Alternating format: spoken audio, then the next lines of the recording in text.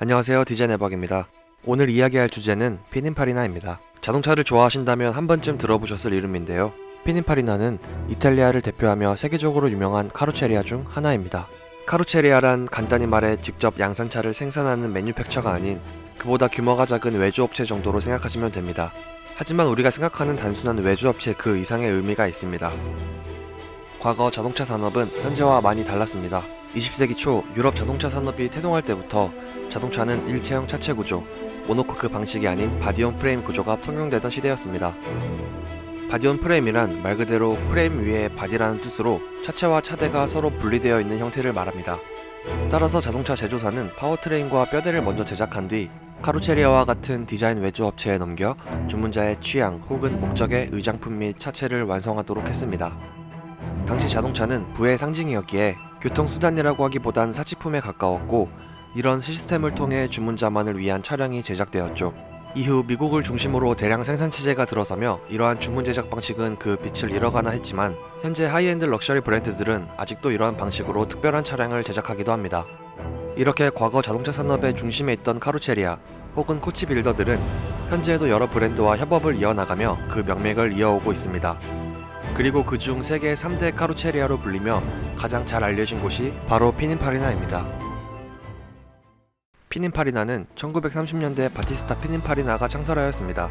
이후 그의 아들 세르조 피닌파리나와 손자 파올로 피닌파리나까지 3대에 걸쳐 85년 동안 이탈리아 자동차 디자인을 대표하는 회사로 성장했습니다.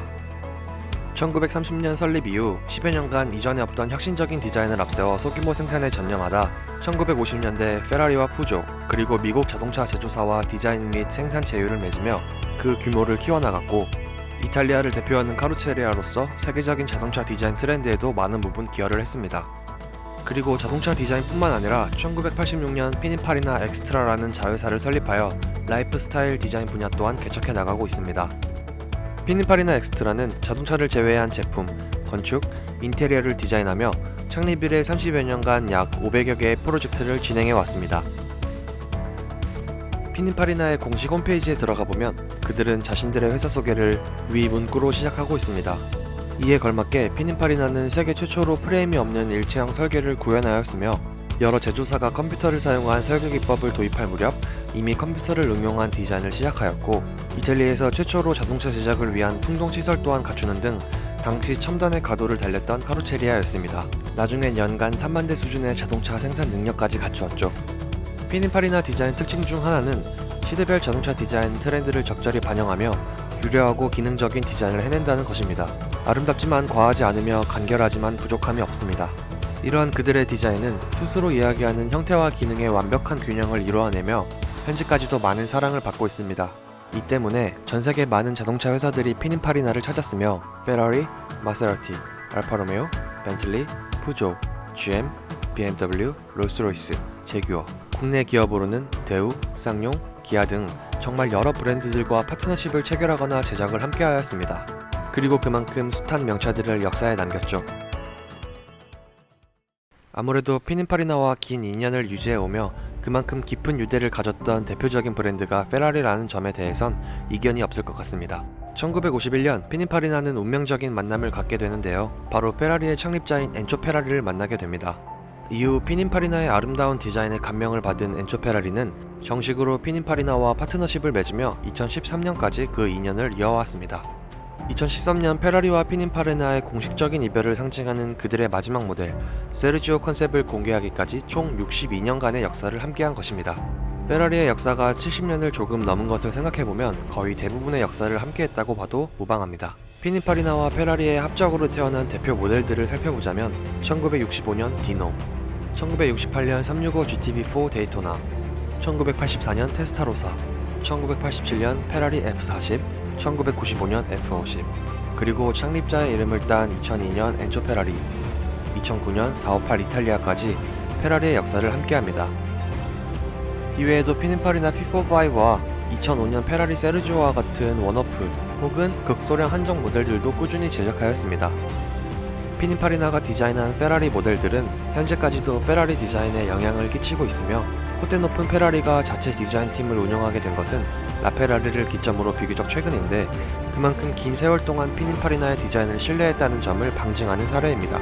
또한 피닌파리나 소속으로 30년이 넘는 시간 동안 페라리 디자인을 담당한 레오나르도 피오라반티는 세계적인 자동차 디자이너 조르제토 주지아로와 마르첼로 간디니와 함께 이탈리아를 대표하는 3대 자동차 디자이너로 불리기도 합니다.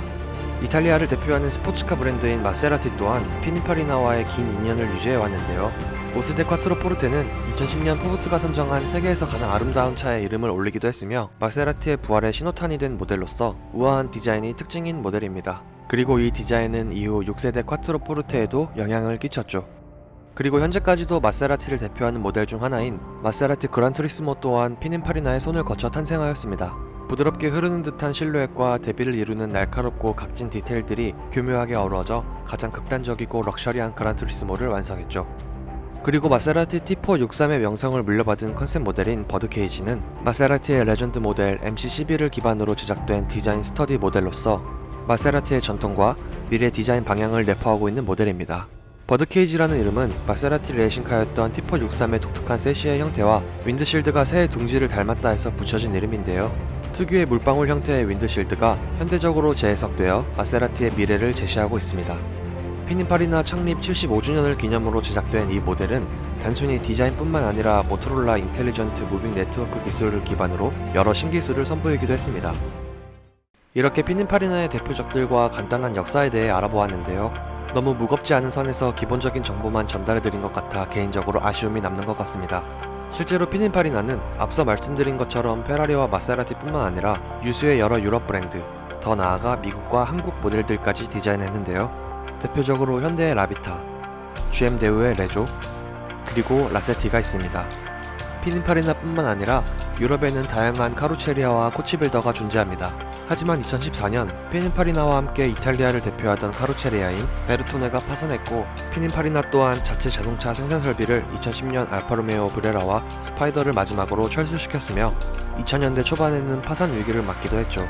이는 자동차 업계에서 디자인 외주 업체인 카로체리아의 영향력이 점점 줄어들고 독립적으로 완성차를 디자인하는 제조사들이 늘어남에 따라 당연한 수순이었는데요. 현재 피닌파리나는 2015년 인도의 마힌드라 그룹에 인수된 후 여러 분야의 디자인을 담당하고 있습니다.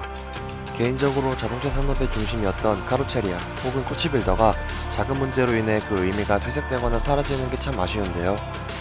피닌파리나만큼은 앞으로도 이탈리아를 대표하는 카로체리아로서 영원하길 기대해보며 오늘 영상 마치도록 하겠습니다. 디자인 해부학이었습니다. 감사합니다.